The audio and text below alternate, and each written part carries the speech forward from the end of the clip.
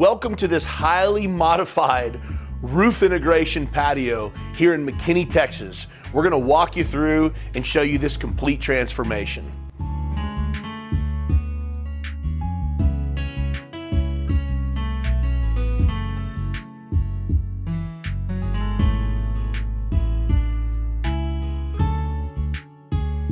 So let's talk about all these modifications that had to be done to make this patio possible.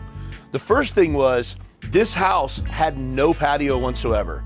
Not any coverage, zero, nothing. Coming out of that back door, you walk out into the sun. And they have this big, beautiful corner lot, so they wanted to do something really grand. And in order to do that, there's a couple things we had to do. One was the HOA required that we followed the roof line of the house. And in order to do that, we had to actually completely change the roof and lift it up 7 feet. And then add in this egress area for this window for the house, obviously. And in unison to that, we had to make sure we were lifting our roof line up over these windows because we didn't want to take any of the natural light away. That's where all the high modifications come in, because we had to absolutely change the entire roof line, like I said, and raise it up over 7 feet. So here's another change that we had to do to this roof, just to make it tie back into the house really nicely. We added this eyebrow, or this secondary hip down on this roof here, just to get the roof line level and down to an appropriate height so it would match on the house over there. That's called an eyebrow, we call that, or a secondary hip. Starting with the foundation on this one, we did a salt finish concrete, but we followed the house, but as we got out to the corner here, we popped it out to accommodate that bar area. So you'd have a place to put some bar stools, and then continued our radius all the way out for that fire pit area. Then we pulled it back in and followed around to our walkway. But this gave them a tremendous amount of space, but made it very fluid to come out on the patio and get to all the accessible areas. There was another issue we had on this concrete. The first pour that we did, they had some problems. It did not finish well. There were some weather issues and some other issues with the concrete. So we had to come back in and resurface this entire project, refacing here and doing an overlay on this side.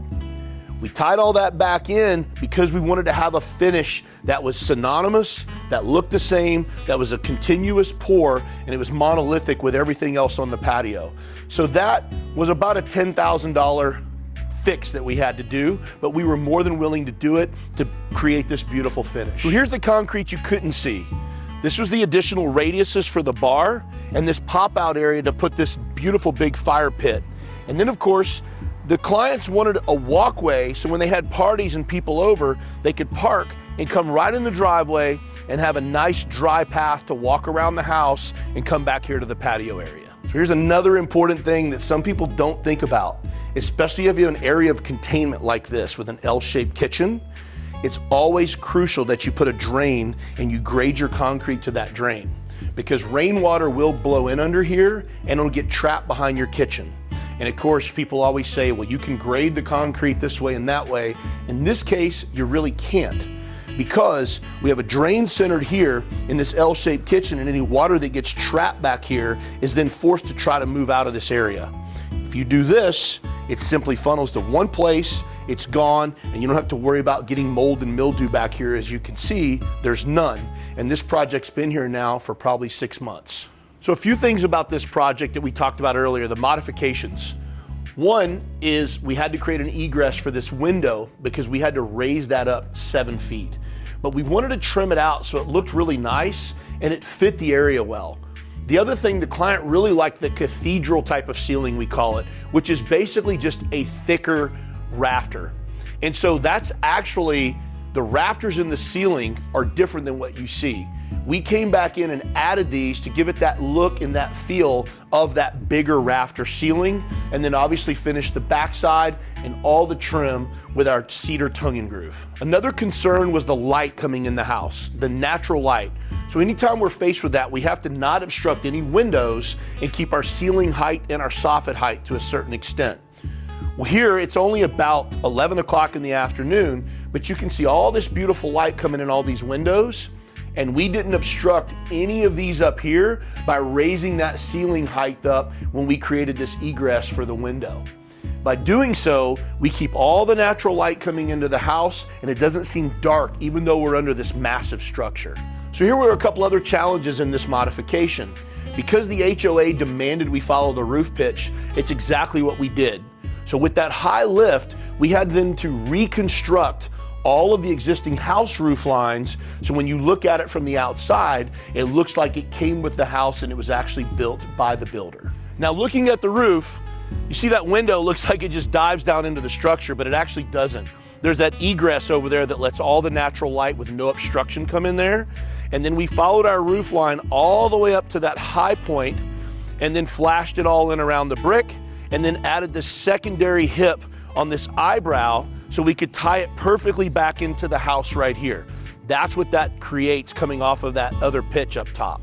So talking more about the design of this, it essentially comes off of their non-existing back patio of their home and it wraps all the way around to the back corner of the house. We wanted to create a real natural flow so it felt normal when you came outside, and it does give you a sense of it's much bigger than it is because of the high ceilings. By following the house, we then created a secondary line to square it off in unison with this existing wall and then land it over here in this area so it doesn't feel like it's crammed in. We used all solid timber on this. These are 8x8 solid posts, 6x12 solid beams, and the cathedral rafters that we used are actually a 4x4 cedar post that gives it the look and feel of that larger rafter. And then of course, we finished it out with our bracketing system. But what we did on the outside is we finished the outside with matching fascia painted to match the house. That way it's all in line with the house roof line in addition to these gutters. Obviously, again, matching the house. With the gutters, we did a couple cool things. We take these gutters down in and we have our inserts. They go to PVC, they go down underground and go to pop outs out in the yard. Smooth transitions when you're tying in. As we talked about earlier, this house had some really interesting modifications and complications and complexity. We were able to overcome that, but even then, coming back to tying into the house, we want it to be a very smooth transition. So we take our soffit and fascia that we added that extra little hip and eyebrow on, and if you follow that line with the gutter, it comes straight down here and lines up perfectly with the house.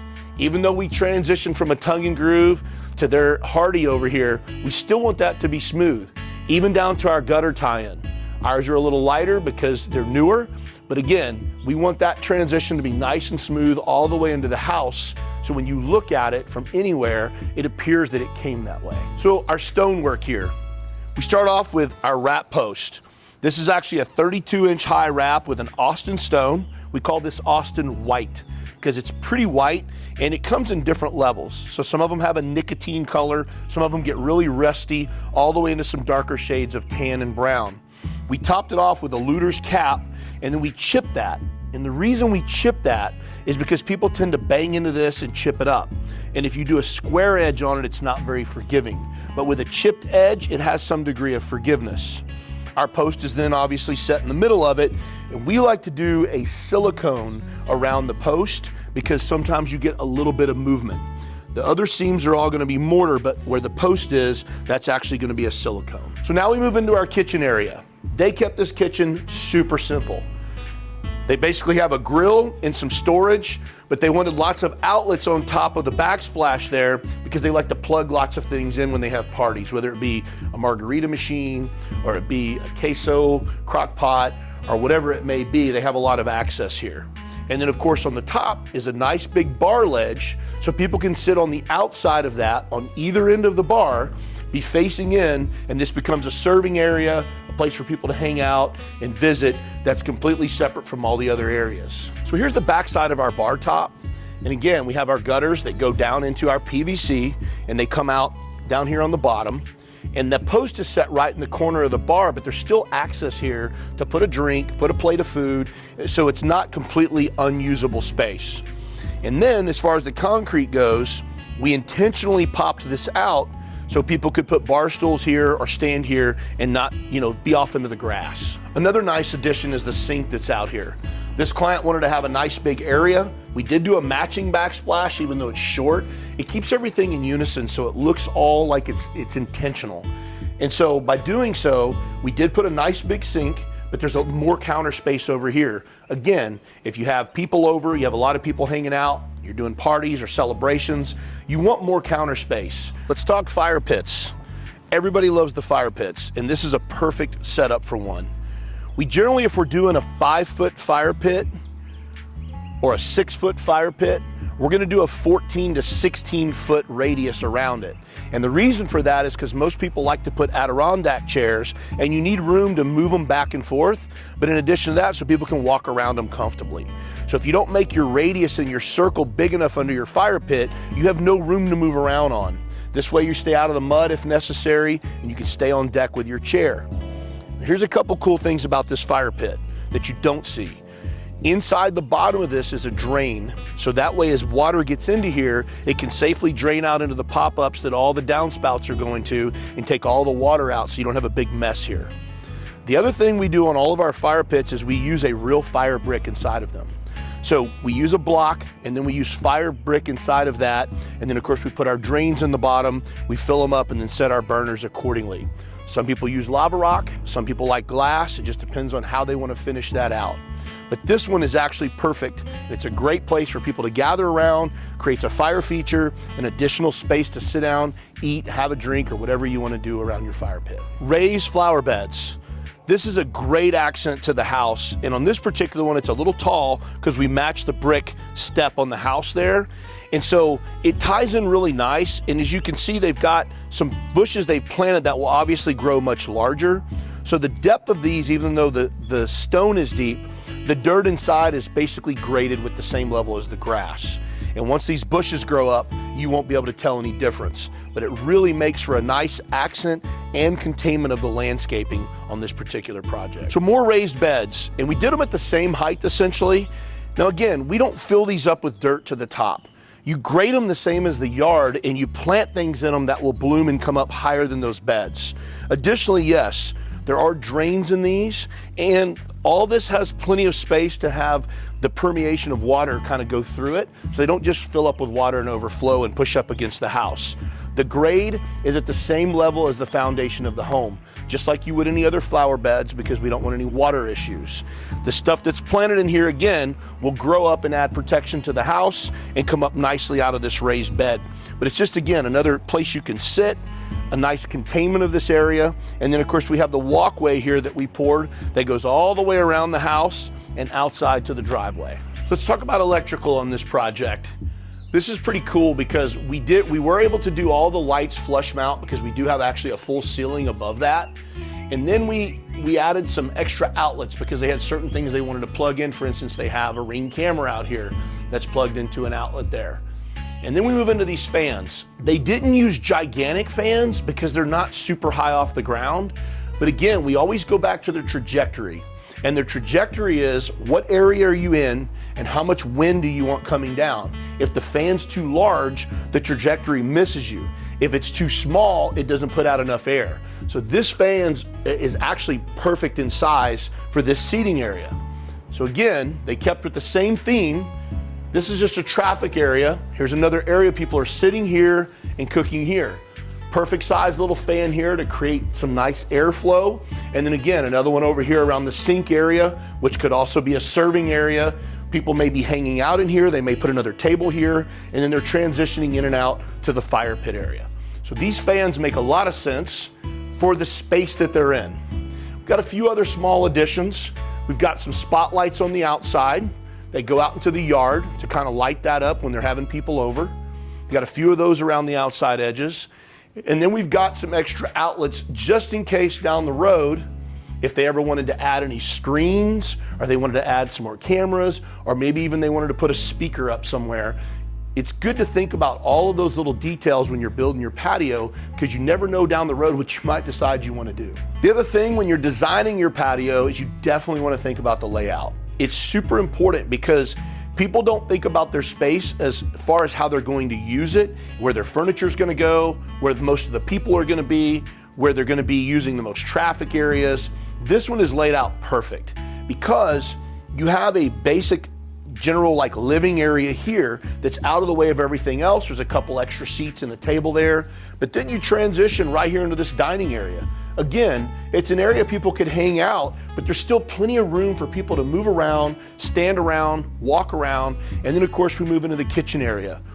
By doing a dual purpose kitchen, you have a kitchen and serving area on one side, and on the other side you have enough bar space for, you know, another 10 or 12 people there. So you have lots of space in different areas, and then of course the sink area, which is more so going to be an area to serve in, clean up in, put all the dirty stuff at. And then of course, we transition out here to the fire pit. Another beautiful area that people can hang out in.